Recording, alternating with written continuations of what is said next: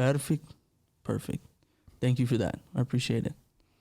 This is episode number 30. The Awesome. big 30. Number 30. And what better way to do it? Today, I know I say it's special every single time, but today is very special to me. Because number one, he's not only my friend, but he is my pastor as well. Please welcome Mr. Jonathan Mark Musset. Hey, thanks so much for having me here. I'm so excited to be here. Yes, thank you so much. It's been in the works. I've been wanting to ask him for quite some time, but right now he is actually transitioning into being lead pastor for Westover Hills Church.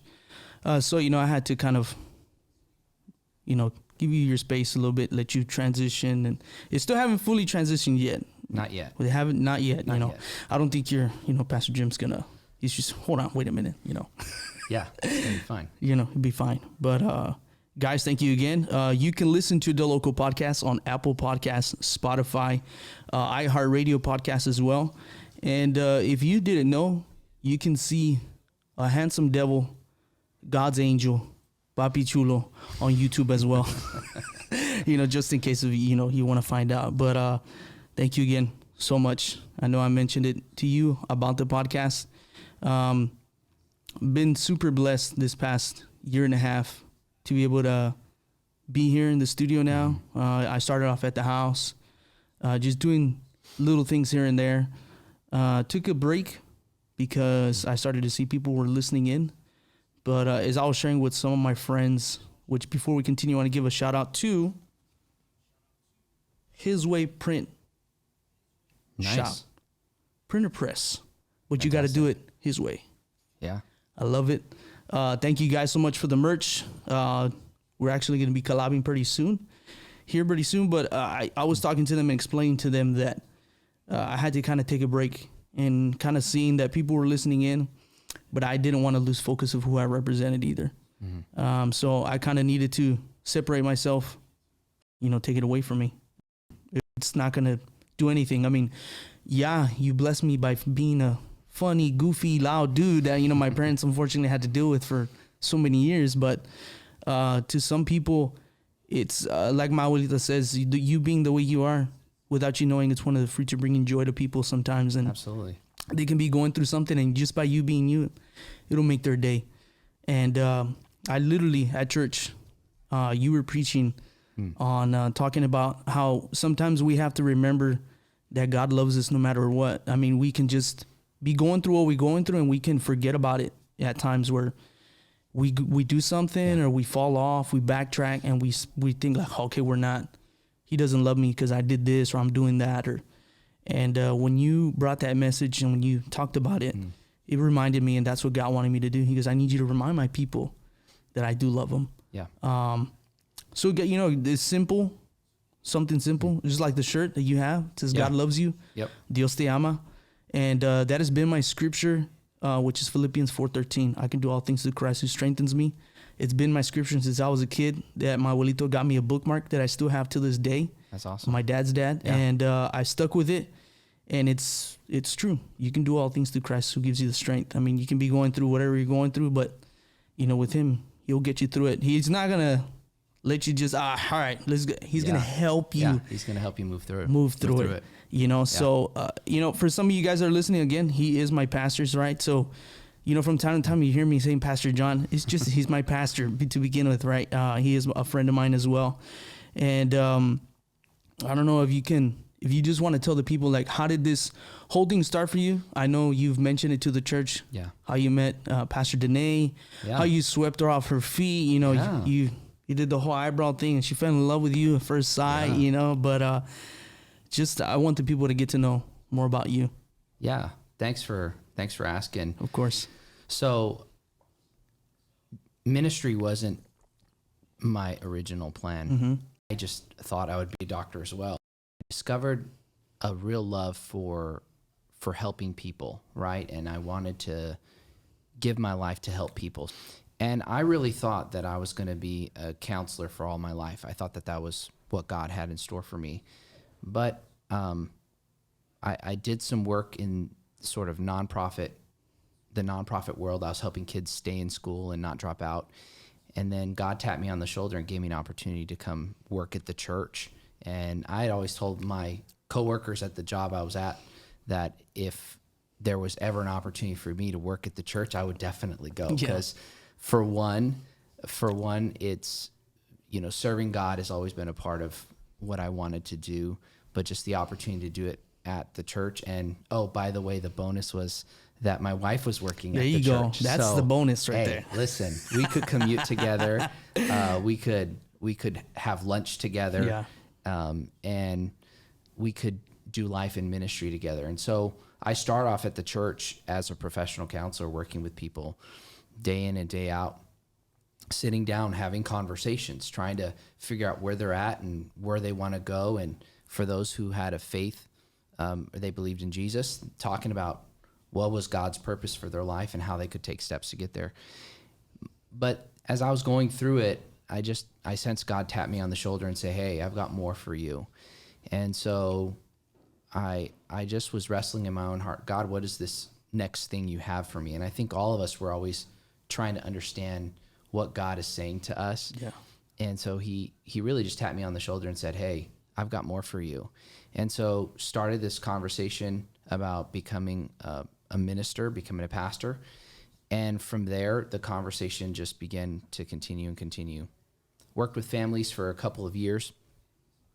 And then really sensed just in my heart a desire to ensure that the legacy that our lead pastors started, Jim and Denisse Ryan, continued.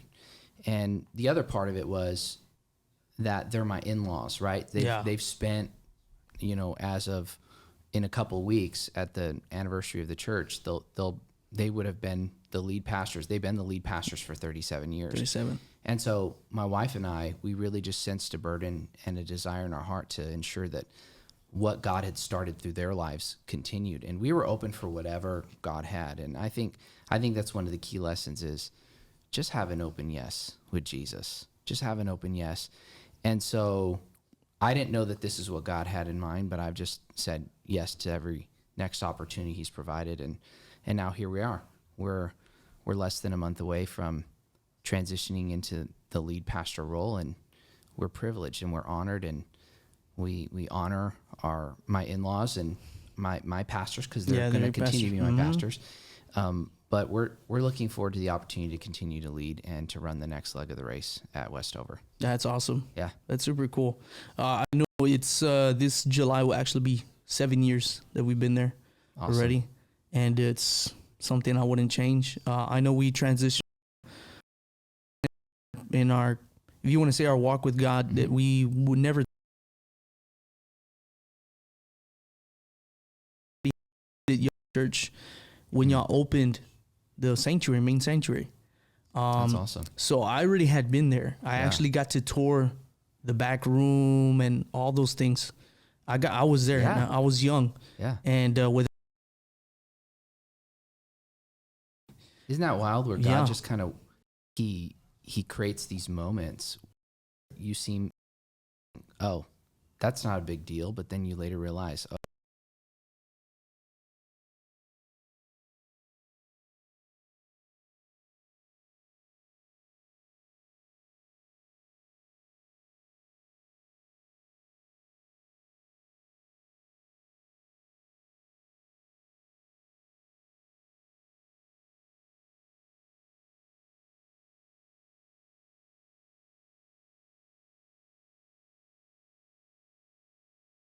Pastor Jim and the time that I was able to have him and listen to.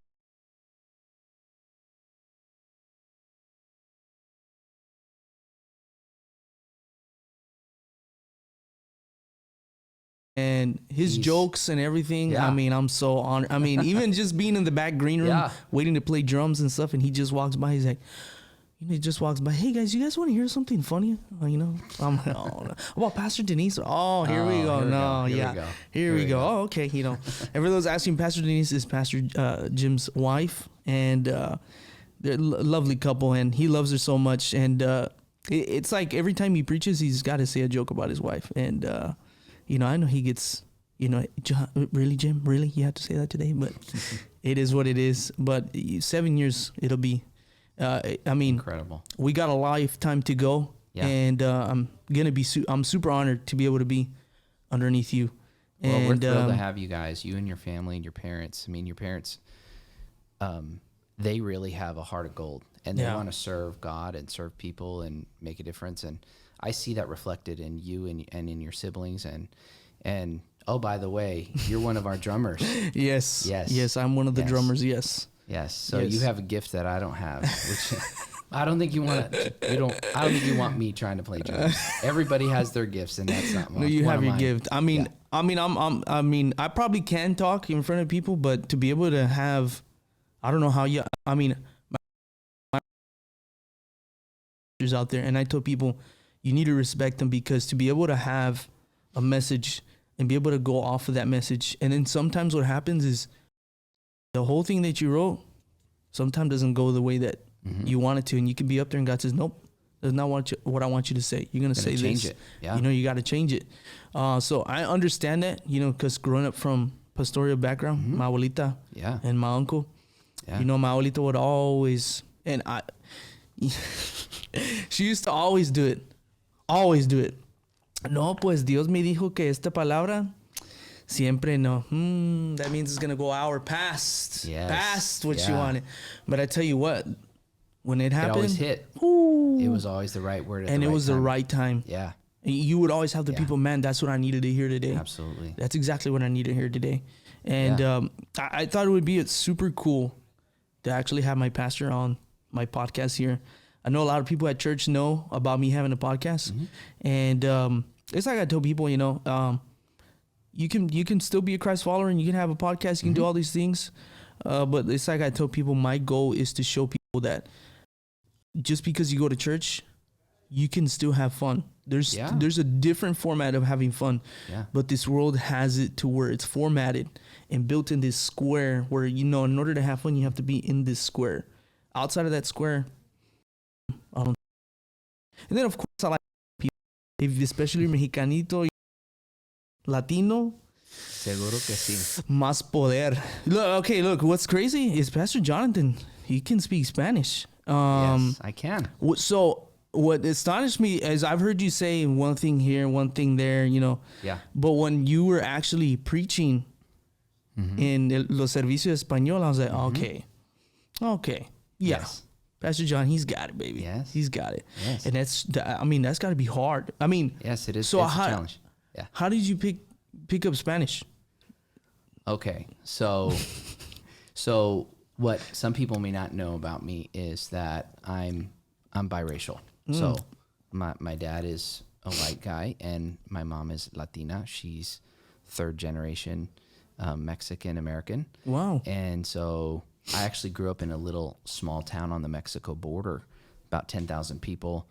And, you know, I went to a church where the music, or for church folks, the worship was in Spanish and the preaching or the message was in Spanish. And that's what I grew up in. So I grew up going to a church that was primarily Spanish. Speaking. And then you'd go to school and the teachers would teach you in English and then they would talk to you in Spanish. And that was, así fue la onda. Yeah. Like that was the thing. That's how they did it. And so when you're immersed in that, you learn, you pick it up. And so Spanish is something that it's my second language, but you're immersed in that. You're immersed in the culture. But preaching is a different skill. Preaching in your native language is one thing, preaching in English, but preaching in Spanish was really a stretch for me. And it's one of those things where you're saying, God, you've called me to do this and I need your help. And that's the thing about God. To your point with regards to your life verse, you know, Philippians 4:13, I can do all things, but the key component is through Christ. Through right? Christ, yes. I cannot do all things on my own. No, but exactly. Through Christ, you can do the things that He's put in front of you. Yeah. And so when I had to step in, or got the privilege of stepping in and preaching in Spanish, you know, it was, Lord, you've called me to this. This is part of my assignment. and I need you to help me. And by God's grace, he did.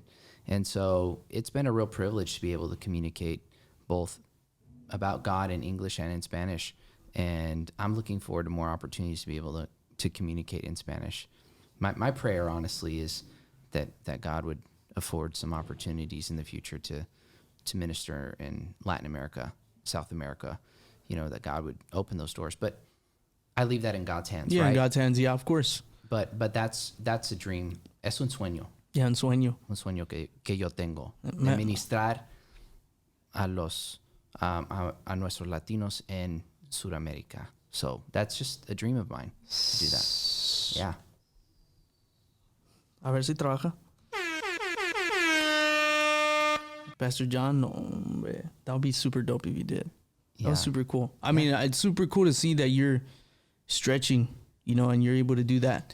And to be able to see the Spanish congregation that we have, to be able just to be fully engaged, them knowing like, hey, he doesn't know it fully, but they understand. Like, they understand exactly what you're saying, and they respect it. And I mean, yeah, props to you. Thank you. I mean, props to you, big time. I mean, that's a huge thing. And props to you as well. And your wife, Pastor Denisse. I mean, we just finished having the Thrive event at our church. Absolutely. And oh my goodness. 1,300 ladies 1,300 ladies showed up. Yeah. And speaking of which, I was actually taking pictures because that's all I like to do too. And unfortunately, I got some bumps and bruises from these women of the Lord. Oh my. Yeah. Oh yeah. Oh yeah. I'm not gonna say names. I know who they are. They asked for forgiveness because they were there at church, but they were excited, and I have to understand that. I kind of fell right in front. But it's okay. It's I just got back up, and the Lord who gives me strength, I can do all things. And I got up. Bruised for Jesus, bro. I just got bruised. I have a big old carpet burn right here on my arm here. So, but it is what it is. But I was super amazed at the turnout that happened, especially for the men's event too. Yes. It's super crazy to be able to see the men in how they are now. And I don't know if you've noticed this or not, but every Sunday that I've been there, there's men that are going up there during the worship. Yeah, incredible. And before they wouldn't. Yep. And I remember I liked what you had said, and it is true. You being a man, you're there. All right, who wants to come up? And no, pues. Yeah. No, pues. You. Oh, okay. Now I'll go. Yeah. And that kind of like hit like something within their noggin. And it's true what you said, because we're the head and not the tail. Absolutely. So whenever you say, hey, come up, we should be the first ones up there. I mean, we were created to lead. Yeah. Men were created to lead. And the way we lead is by following Jesus, right? Yeah. So he's our example. And I think sometimes there are moments in time, and I'm not here to beat up anybody. Oh yeah. But the idea is sometimes we take a step back and let our wives lead, and God's saying, no, I'm calling you to lead. I'm going to give you that capacity. Again, going back to your verse, I can do all things through Christ. And so I just think that I'm looking forward. I have a lot of hope in my heart for not only the men of Westover, the church that I get the privilege of leading, but also just men in general, to be able to step up and say, I have the capacity. God can help me lead my family, lead in my marriage, lead in my business, and see God prosper them in doing that. So I have a lot of hope. And I think that's one of the major themes of kind of the message I want to share is God comes to give us hope and to give us a new life. And that's just the focus of what I want people to know. Yeah. And that's awesome. And that's the way it should be. And I mean, speaking of which, I don't know how your pastor, your dad, your husband. Yeah. How do you do it? How do I do it? What's your secret sauce, Because like I said, it is hard to be a pastor, because I understand that. Like I've seen it growing up with my abuelito. He was like very like, no, podemos hacer eso. No. Y ustedes saben mejor que eso, So, I mean, how do you like balance everything out? And I mean, I understand like the pressure towards the kids, because oh man, I'm the pastor's son, I'm the pastor's there's daughter. pressure. Yeah. There's pressure. And then now even more like, now that my dad's going to be the lead pastor. Oh my God. So, I mean, what do you say? Like, what do you, do you prepare them? Like, have you prepared them? Have you and Pastor Dane prepared them? Like, hey, look, we're about to step into something greater, and it's going to not just affect us, me and your dad, but it's going to affect you too. Yeah, I think we've talked to them about that. I think our kids, well, on one hand, it's all they know, right? Yeah. They're our kids, and that's all they know. And what we've really worked hard to do is to give them a normal childhood, right? Soccer practices, band activities, family vacations. I think individual moments with them, or family vacations, all of that. So I think there's a lot of things that are fairly normal, right?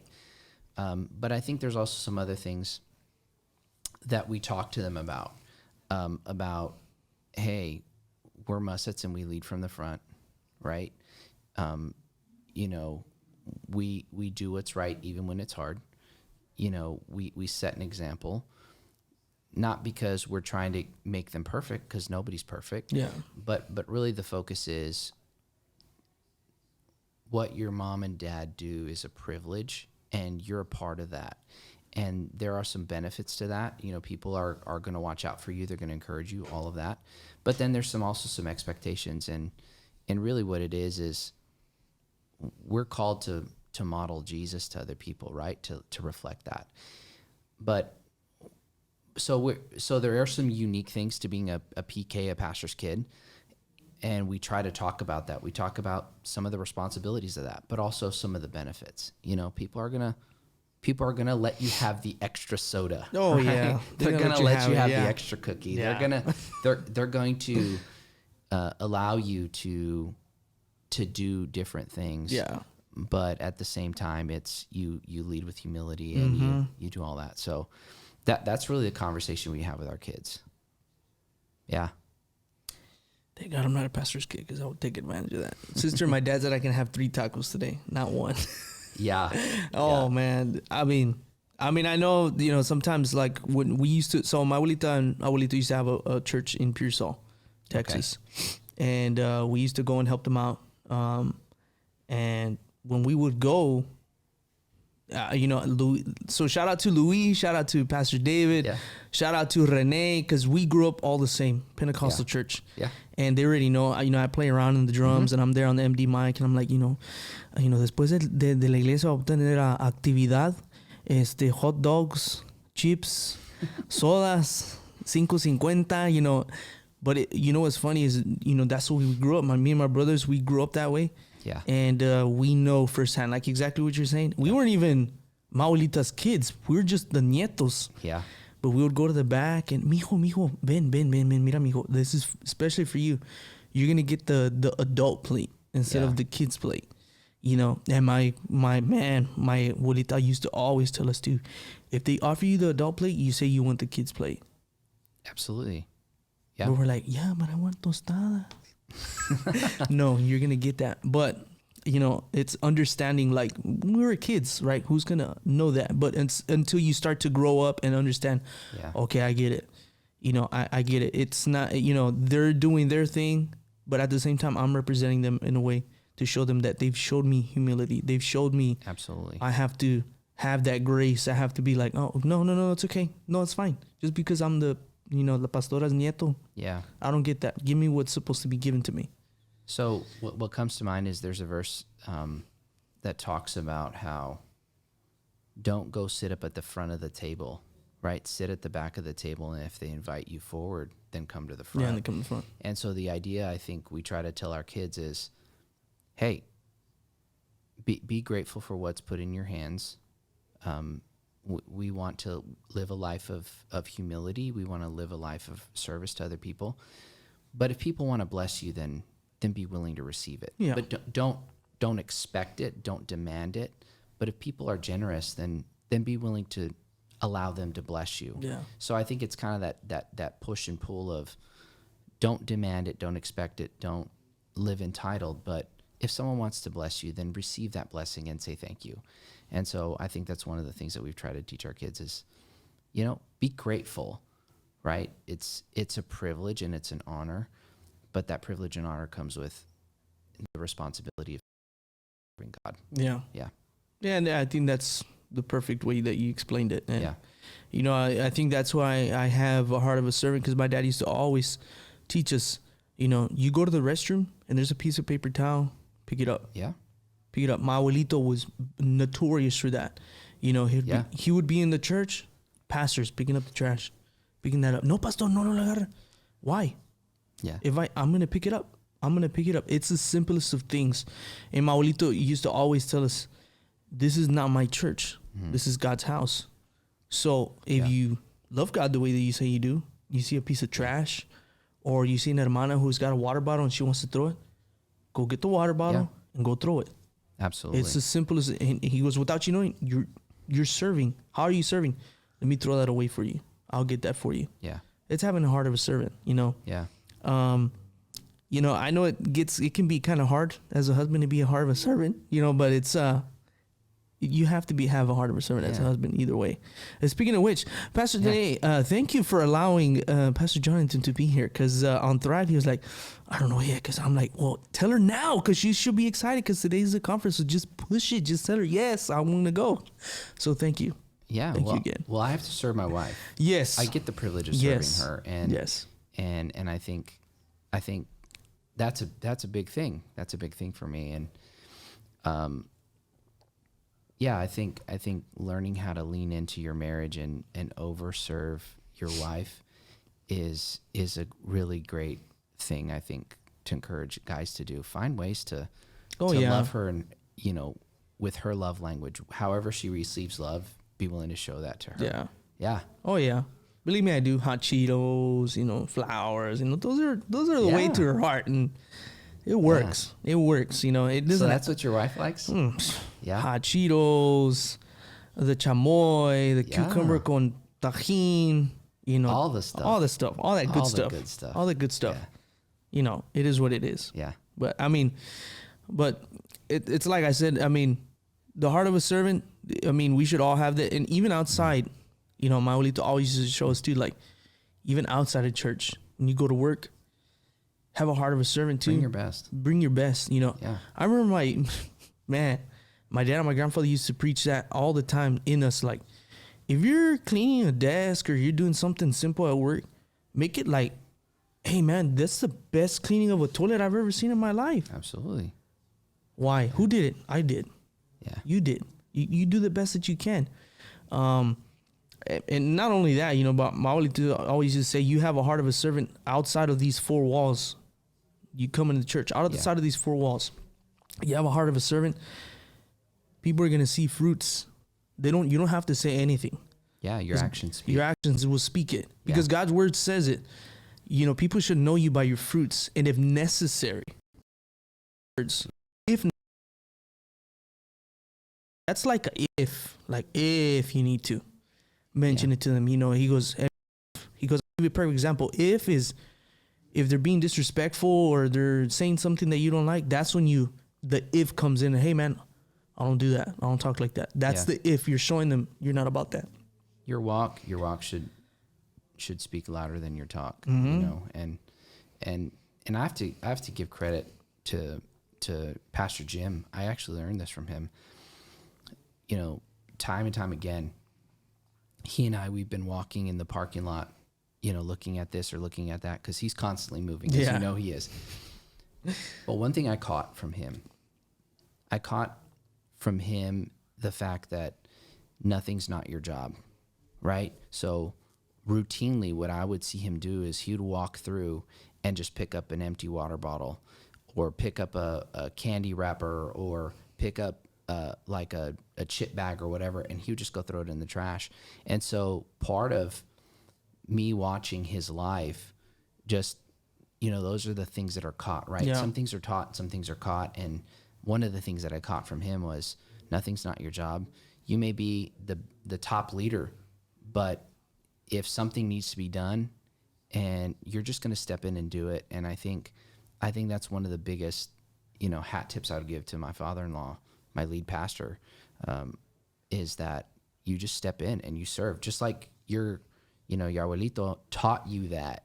He showed you how to serve. He just didn't say, hey, go do this. Yeah. He said, I'm doing this and you should do it too. Yeah. I mean, to be able to say, and that's why, like, I miss him to this day, right? He passed away in 2010, and I know my dad misses him, my uncle, my aunt, especially my abuelita, because he was like our backbone. He was the guy that very quiet. You knew what he was saying just by what he was doing. What he was doing. Yeah. You didn't have to say it. Just by him being him, you already knew. He would walk past you, and if you're doing something and he looked at you, you already knew. Yeah. Okay. All right. I'll go do that then. Yeah. I'll go do it. He didn't even have to tell you, go do that. No, you already knew. Let's go do that. Yeah. And that's one of the things that I'm grateful that I was able to pick up from him and make him laugh too, because he would always say, no, estás bien travieso tú, niño, but I mean, that's one of the things that he even told me too, is that, and that's why I stick with me being me. And he told me, you don't even know, like, if you always stay true to yourself, he goes, God made you that specific way. Yeah. You're created on purpose for a purpose, and my grandmother too, Miss Gloria, she was my mom's mom. Mm-hmm. She was just like me. Yeah. Very funny. She would even say, like, man, I like my reggaeton or funky. I like total opposite, right? But I mean, the thing is, I picked up things from her too. You still pick up things from my abuelita. Pick up things from my uncle Israel as well, my dad's brother. I pick up things from him too, because he does have patience, and there's different things that he does. He's real, calmado, Mm-hmm. My dad's like more like, hey, let's go do it. Let's go. My uncle's like, hey, let's relax, take a chill pill, hey, do like that. My uncle Charlie too. Mm-hmm. He's a counselor, he works for South San, and he's like all about students. But what I like about, and that I pick about my uncle is, let's talk about it. Yeah. Let's do this. Let's do it. So there's different things that I have people in my life that I pick up things from, my father-in-law too, unfortunately he passed away in 2019. But, I picked up a lot of things from him too. He would always tell me, slow down, life is always going to run fast. Enjoy the moment. Yeah. And he would enjoy it to the max, Yeah. Every time he would be there, and, he would be there, and he's not thinking about, oh man, tomorrow I got to go to work, And sometimes he'll be like, hey, hijo, tengo que trabajar. He said, don't worry about that. That'll come tomorrow. Don't worry about that right now. Yeah. He goes, you ruin right now's moment because you're thinking about tomorrow. Yeah. You're don't live in the past. Yeah. And don't worry about tomorrow. I just started a new position within the company I work for. I can't really say who I work for, but you know who I work for. Yeah. I started a new position, and I was kind of nervous and kind of scared and kind of, it's a new step, and the first couple, my first day I was kind of having it rough because it's a lot of information that I had, and it's crazy how you say, like, God works and speaks to you differently. Yeah. I went into a Dollar Tree to get stuff for my desk, right, that I have now, getting stuff, and this little old lady's working at Dollar Tree, and she's checking me out. She's like, hey, mijo, is this for your office, and she was giving me small talk. I'm like, yes, ma'am. It's for my office. And I kept telling her, yes, ma'am, yes, ma'am, yes, ma'am. And she goes, oh, mijo. She goes, they taught you manners correctly? And I said, yes, ma'am, of course. Yeah. And she goes, you don't have to tell me yes, ma'am, mijo. And I go, no, that's the way I was taught, to say yes, ma'am. To respect your elders. Respect your elders. Yeah. And the small, if not, you get talked to. Yeah, you get talked to, or you get smacked to. Boom, you'll get, hey, you don't say those things. Be respectful. Go tell them you're sorry and go say, yes, sir, yes, ma'am. And without me even knowing, without even her knowing, she checked me out, gave me my receipt, and she told me, have a good day, sir, and I hope tomorrow's better than today. And I walked out and I thought about it. I said, have a good day. Hope tomorrow's better than today. And I walked back in just to see if she just told me. She was telling everybody. Wow. I stayed there for 10 minutes because I wanted to see. Because I've never heard anyone say that. So it stuck with me, like, literally walked back in and I said, let me see, maybe she purposely did it. No, she checked out the second lady. She goes, okay, ma'am, have a good day. I hope tomorrow's a better day than today. Powerful. That's crazy. Yeah. So I told God, okay, tomorrow's going to be a better day than what it was today. And now, like, I'm telling you, okay, if that's the mindset you want me to have today, that tomorrow's going to be better tomorrow than what it was today, then it is what it is. That's the way it's going to go. You know, dude, I didn't everything. Like, okay, God, I'm going through this, but you can help me get through it. I know you can. He doesn't. It's everyone said it. You've said it. Pastor Jim said it. God's not going to give you something you cannot handle. He won't. Yeah. He won't. Why? Because he's going to help you get through it. Yeah. Regardless. But you got to rely on him, though. Exactly. Yeah. You have to rely on him. Yeah. You do have to rely on him, just like you rely on your jeans that don't fit on you, and you're, I'm going to rely on these jeans, Lord, to fit for Sunday. Yeah. It's the same thing. That's the way I see it. Yeah. You know, you're relying on those jeans, that button to stay there all service. Yeah. God's the same way. You got to rely on me. I'm like this. I got you like that, boy. I got you, boy. He's got you. Got you covered, man. Got you covered. Yeah. So, we're about to go to commercial break. All right. Have you done your taxes? Yes. Bookkeeping? Yes. It was so, man. Well, regardless. But your listeners may not have. Yes, that is true. So if you've not done your taxes, ponte las pilas and go do your taxes, please, because time is running out. And go ahead and head on over to JD and Associates LLC for your taxes and bookkeeping. And when you do get your refund back, make sure you let him know that Mr. DeLoco sent you. And after you're done getting your refund back, since I don't know if you got your refund back or not, you can hit on my boy Edwards Flooring Services. They do reconstruction, they do flooring, they do restrooms, they do whatever. You know, to get some work done for your casita to look más bonita, if you know what I mean. So, guys, we'll be right back after this short commercial break with my pastor, Pastor Jonathan Mark Musset.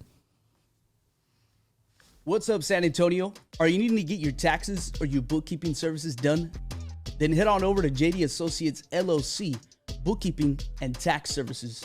Guys, you can find JD Associates LLC on Facebook, on Instagram, or you can give them a call at 210-816-0357, or you can head on over to JD Associates LLC with your abuelita and your 99 Chevy Impala que le está faltando un poquito de paint job, pero you're going to get your taxes, my friend. Head on over to 4702 West Avenue, number 8, San Antonio, Texas, zip code 78213. Now, once you do get your taxes and you get your refund back and you want to say, hey, you know what? I want to get some stuff done there at my house. Well, guess what? Let's get some flooring done on Edwards Flooring Services. Guys, you can find Edwards Flooring Services on Facebook, on Instagram. You can give them a call at 210-702-8297.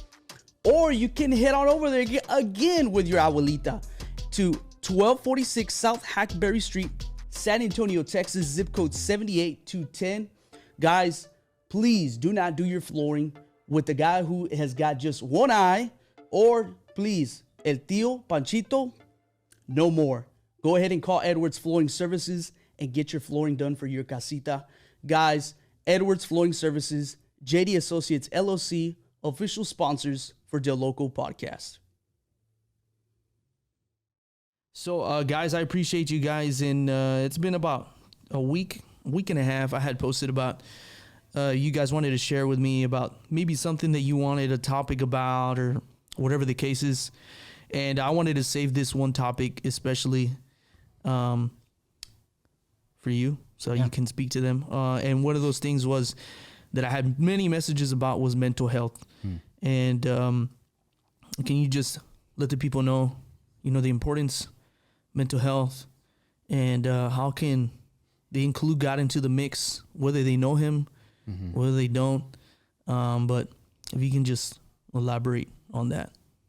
Yeah, mental health is something that all of us are aiming at, right? Always trying to make sure we're thinking right and our feelings are balanced and we have the right perspective about life. And I think sometimes this has been a part of the conversation. Obviously, this really popped up significantly during the pandemic. You know, people were at home and they had a lot of time to think. Some of us, I think some people really, they work a whole lot or they stay busy. And what that does is that occupies their mind. But I think the pandemic really just allowed people to have a lot more time with themselves to think about, okay, where am I at? Where do I want to go? And so we began to hear a lot, not only at the church, but just in general in the conversation about, hey, how do you manage your mental health? How do you thrive? How do you have the right mindset, have the right attitude, have the right perspective? How do you navigate with relationships and all that? And I think it's a timely thing to talk about mental health. But where I come from, and just to give you a little bit of history, I have my master's in marriage and family therapy and my PhD in marriage and family therapy. And about 10, 12 years ago, I got licensed to be a professional counselor and a marriage and family therapist. And I did that for about 10 years. I don't currently do any therapy or counseling anymore because I have the privilege of being a minister, and that's really my primary focus. But I spent nearly a decade working with people day in, day out, trying to help them, as I said before, get where they're at to where they want to be. And I think that's really just the key component to mental health is really understanding where you're at right now and where you want to be. And obviously, if you're a person of faith, you're really asking the question, okay, God, who do you want me to be? Or who did you create me to be? Or where do you want to lead me? And so right now, given that I have a background in mental health and I'm also a pastor, I'm always looking for ways to integrate both, right? To talk about spiritual health and mental health and bring them together. And I really have a passion for that. I really want to bring God into the mental health conversation and bring mental health into the faith conversation and bring them back together. And so what I would say to folks who are that they're finding themselves in a place where they're struggling is reach out for help. You know, get the help you need. Yeah. And I would say, you know, if there's anybody out there who needs help, the first thing that you can do is reach out to a friend. If you have a friend you can trust, just talk to them. Tell them about what's going on in your life and let them in. You don't have to tell everything to everybody, but be willing to tell everything to somebody, right? Let people in. And if after having a conversation with your friends, you realize you need additional help, then find a good counselor who can kind of help you navigate where you're at and where you want to go. And obviously, the church is a really important part of that as well. I think, you know, for those of who may be unsure about faith, my perspective is, and again, I'm coming from a faith perspective, is that God loves you, right? And he cares about you, and he has a plan and a purpose for your life, and he wants you to experience hope in life. And I just say this, and I kind of, every time I have the opportunity to talk about this is, you know, if there's somebody out there who's thinking about not being around anymore, to reach out for help. And a great number to call or text is 988. It's a national number. It's a lifeline. You can call 24/7, 365. People can text 988, or they can call 988. It's just like 911, but it's 988, and you can talk to somebody, and they'll be there to help you kind of navigate if you're in a really tough spot, and they'll help you get connected to some services and help you move forward.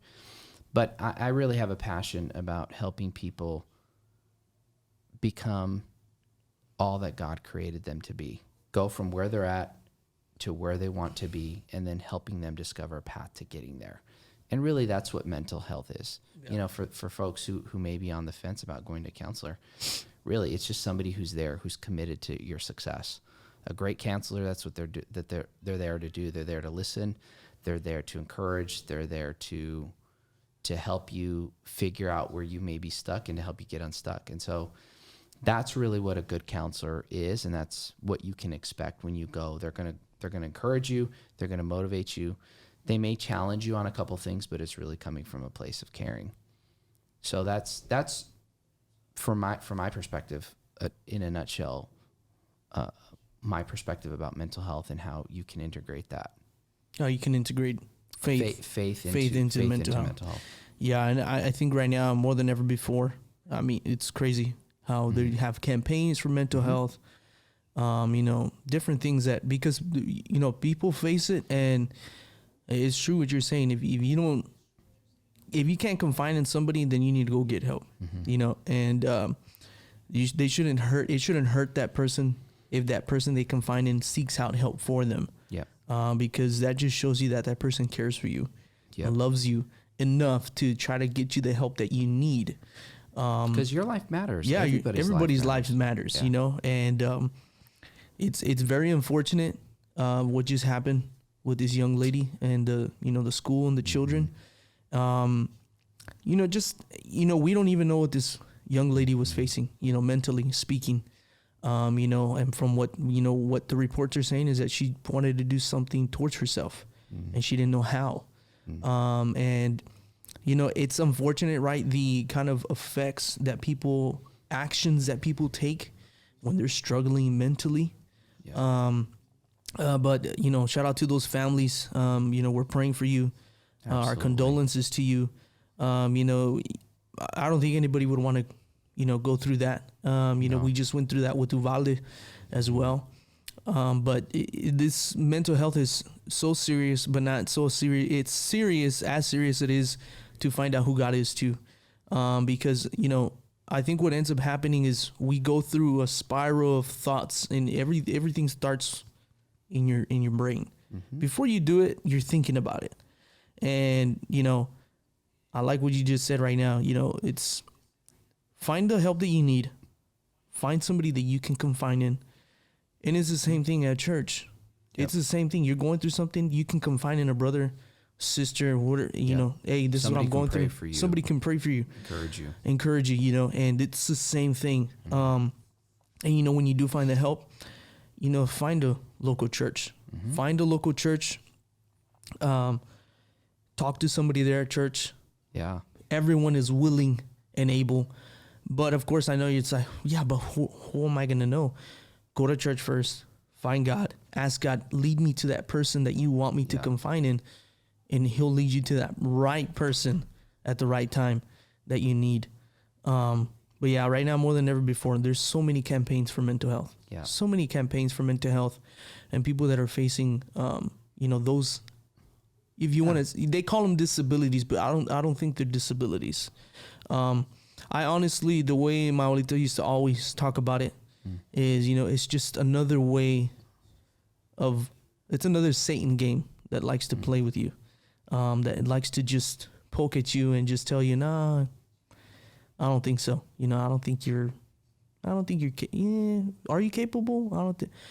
All those things are in your mind, they're thoughts. And, unfortunately, I have a friend that I went to school with, and, he dealt with that, and he's not here no more, because he did deal with that. Wow. But it's one of those things that, growing up in school and seeing your friends struggle and not understanding, like, what he go through, right? I'm getting teared over because I'm thinking about him. Yeah. But, thinking about those things that he went through, and thinking about, all the times that we would see him in school crying in the restroom, and, asking him, like, man, bro, what's going on? And he wouldn't want to, nothing. Like, he just kept it all in, until that one day he did what he did. And, but yes, if you guys are going through something, if you're mentally going through, find the help that you need to get, please. Find that help. Find a local church. Yeah, absolutely. And even if you don't want to go to church, they're in your room. Just talk to God. I don't know how many times I've said it here. God doesn't need a special prayer, a magic potion for him to answer you. You just talk to him from your heart. You just talk to him from your heart and just let him know, this is what I'm facing. And if you're a non-believer, you just be real with him and be like, look, I don't even know if you're real. Show me that you're real. Yeah. Just talk to him and be very real with him, and he will be very real to you. Yeah. But I mean, mental health is a very important subject right now in these times that we live in. So again, find the help that you need. Yeah. And I want to talk about a couple other things just to kind of help people understand. is what we understand to be mental health can be a variety of things, right? We are multi-dimensional people, right? We have a spirit, we have a soul, which is our mind, our will, and our emotions, and then we have a body. And so, sometimes what we define as mental health could be a chemical imbalance in the brain or in the body, and the solution for that is medical, and it's medicine. For other people, it's a thought pattern, right? They grew up being criticized, made fun of, bullied, and they've internalized the negative things that people have said about them, and they begun to believe it. So that's a thought pattern. So some people, they struggle in their emotions, right? And they have a hard time processing the feelings that they have. They have feelings, but they don't know what to do with that. And a good counselor is really good at helping with that. So there can be a medical component. There can be a thought pattern or emotion component. A counselor is really great for that. And then sometimes, there are some folks who are walking through life, and candidly, I know this, that some people, they've had negative experiences in church or with people of faith. And my whole thing is this: I'm sorry that they've had a negative experience with somebody who says that they love the Lord. No human is perfect, but what I can say is that God is perfect. And my prayer for those folks who are really struggling in their faith, or maybe they went to church and they've kind of pulled away, is, focus on Jesus. Let him convince you once again that he loves you and he wants to have a relationship with you, and re-engage in that conversation with him. So what I like to do, and to your point, there is a spiritual component to it, right? And just like God is working in our life, the enemy is working against us, right? He's working to discourage people and to steal, kill, and destroy, as we believe as believers. And so there are a variety of components to that. And what I always tell folks is, if you're not really sure what's going on with you, go to the doctor. Talk to them about what's going on with you. If it's medical, they'll help you get it fixed. If it's emotional and your thinking patterns or a relational thing, go to a counselor. They can help you kind of recalibrate how you're approaching life, or how you're thinking, or your feelings. And then if you really feel like it's a spiritual battle, then talk to somebody who has a faith in Jesus, and can pray with you and encourage you and all of that. So I think I try to look at what people are facing in a holistic perspective, and I'm always kind of asking the question, where are they at, and where are they struggling, and what will help them the most? And it might be all three. Yeah. Or it might just be one. But my whole thing is, overall, go get the help. And I'll just say this to folks who are struggling. The people in your life, they care about you, and they love you, and they want you to be around for a long time. And I would say, reach out, and I promise you that you're going to find somebody who's going to be there for you, who's going to be there to listen to you, who's going to be there to encourage you. But just know that they would rather you be here than not be here. Yeah, exactly. Yeah. Good point. It's a very good point. I like that you brought that up at the very end, because I know sometimes we look for all the answers and trying to find it, and we have people that love us, and they're right there, willing to help you. Willingly. They will do anything to help you out. They'll do anything. Anything to help you out. Just to be able to see you get better and be able to see you live another day, because sometimes, let's just be honest. Have a better tomorrow. There you go. Have a better tomorrow. Yeah. Have a better tomorrow. Yeah.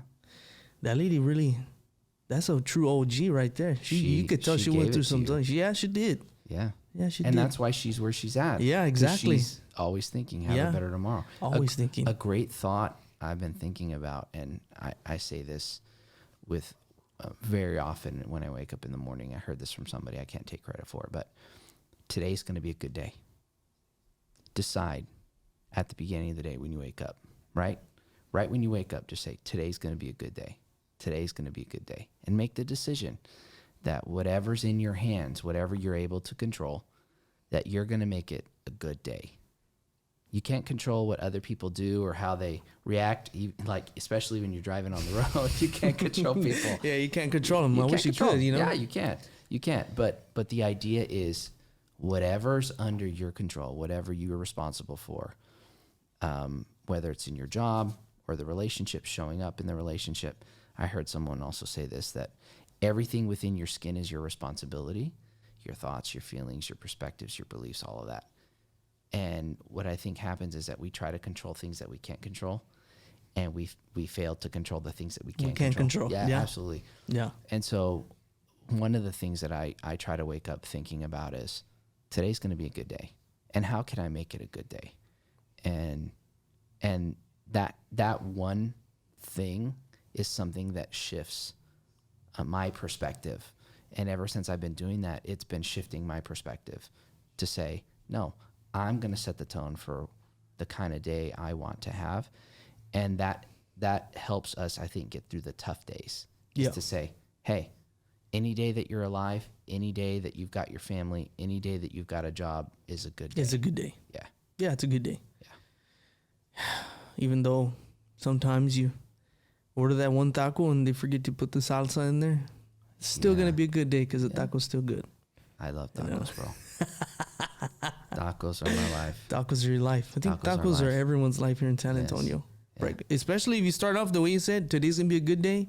Yes. And then you go straight to go get tacos. Well, before that, you say it's going to be a good day. Say your morning prayer. Yeah. Then go get your tacos. ¿Qué más quieres? You know? Nada. Más tacos. Más tacos quieres. Yes, that's what you want.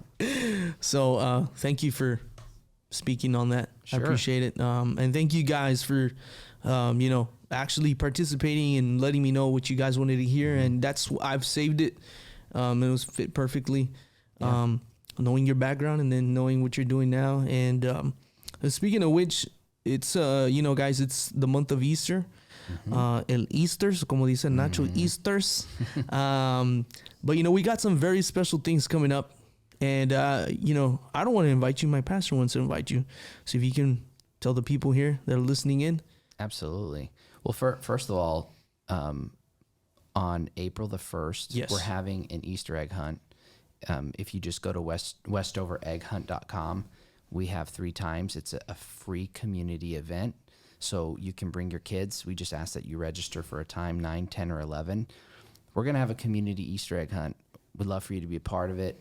It's just the way we want to spread goodwill as we head towards Easter. And also, the Easter weekend on the 8th and the 9th of April, we're going to have some Easter services. So we're going to have a 5 o'clock Saturday service in English, and then we're going to have a 6:30 Spanish service. Our Spanish service usually meets on Sundays, but we're going to have a special moment for our Spanish speaking congregation to gather together, 6:30 p.m. on the 8th. And then we're going to have a sunrise service at 7 a.m. And then we're going to have an 8:15 service, a 9:30 service, and an 11:30 service. And you can find out more about our church at westoverhills.church, Westoverhills with an S, .church. And you can learn all about who we are and what we're doing. And just want to invite you to come out. Come check us out. If you don't have a church home yet, come check us out. We'd love to just welcome you. Our home is your home. Nuestra casa es su casa. We want you to feel at home. Yes, sir. And one of the things, our mission at the church is follow Jesus and love people. Everything circles around that. If we can follow Jesus each and every day and love people, then I think we're accomplishing what God's called us to do. Yep. And one final thought, just our theme for this year is better as possible. Better as possible. Mejor es posible. Yeah. Mejor es posible. Mejor es posible. Yeah. Nice. So everyone's invited to come out. We are a community-focused church. We love God, and we want the opportunity to love people in our community. Awesome. I appreciate you doing that. And guys, also too, if you guys, I know all of you are on social media. You can follow Westover Hills Church at Westover Hills on Instagram, at Westover Hills Espanol and on Instagram as well. Facebook as well. Yep. If you guys, can make it on a Sunday, even like this weekend, you want to check out the church before you go on Easter weekend. We have a live service, 9:30, 11:30. Saturday, 6 p.m. Saturday, 6 p.m. You can come check us out. But we really highly encourage you, come out Easter weekend. Bring your children out, April 1st. No, it's not an April Fool's joke. Yes, there is an Easter egg hunt. Yes. It's not an April Fool's joke. No, there is going to be a, it's going to be a lot of fun. Yes, it's going to be a lot of fun. In the past, they have jumping balloons. They have a bunch of things for the kids, for los niños. Yeah. Todos los orphans. Are you going to bring your daughter? You better believe it. Yeah. I'm going to be there. She's going to be ready to go. Oh, she's already talking about it. Yes. She's saying to go get the basket already. Yeah. We have to get the basket. Get the basket. Have to get the basket. And I'm actually going to take my niece too. Oh, nice. I'm taking my niece too. Cool. So she wants to go. So I said, okay, yeah, let's go. Let's go. Let's do this. Let's do this. Yeah. So, but I appreciate you coming on. Yeah. I really do. This is a big honor for me to have you on, especially now. You're going to be super busy now. You're going to be lead pastor. And, I just want to let you know I'm here for you. Thank you. I know you already know I'm here for you now, but you're going to be it's going to be a different role now. So whatever you need, I always say I'm here to serve. Yeah. And I'm here to do what you need me to do. Appreciate you, sir. Yeah. And I'm praying for the very best for this podcast and that it goes out and it makes a difference. I've heard a couple of your podcasts, and what I notice is that you really love to connect with your guests and you really want to have a real conversation. And I think that's valuable in a world where there's a lot of airbrushing and a lot of, not knowing whether what's being posted is real. And I think that's one thing that I notice about you is you want to be authentic to who you are, but also authentic to who God created you to be. Yeah. And my prayer for you is that this goes out and it just makes a difference for people. I appreciate that. Value. Yeah, it adds value. Yeah, and that's the goal. Yeah, and that's my goal. My whole goal is, of course, if it takes off the way it's taking off, I'm super grateful and gracious that God's letting it take off the way it's taking off. Me being so different, but me being the way who I am, it's intriguing to people, which is awesome. But it's also, like you said, a purpose. That's the key of life, man. If you can add value, and if people can walk away with the sense that you really care about them and that you want to make a deposit in their life to just help them have a better tomorrow. Yeah, better tomorrow. Yeah. You need to have a shirt that says something like that. I know, right? I'm going to have to go and take a picture with her because she works there quite at some time. So I need to, you might need to talk to your friends at I know. I'm going to have to tell them, his way. Yeah. And, we got to do something, guys. You know what I mean? Yeah. We got to take a picture of her and cartoonize her.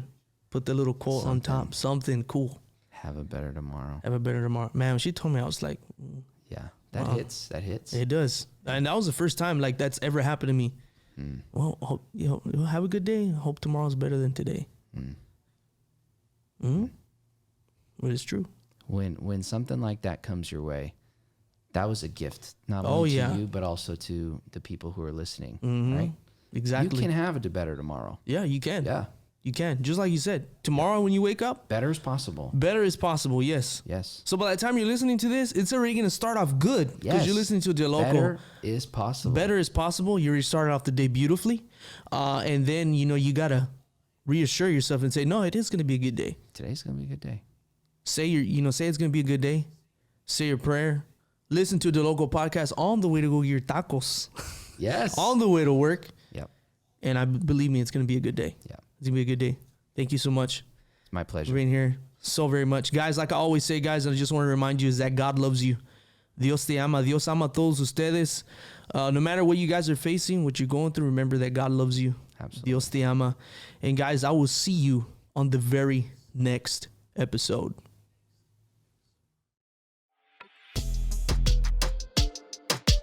Estás escuchando DeLoco Podcast. Local Podcast.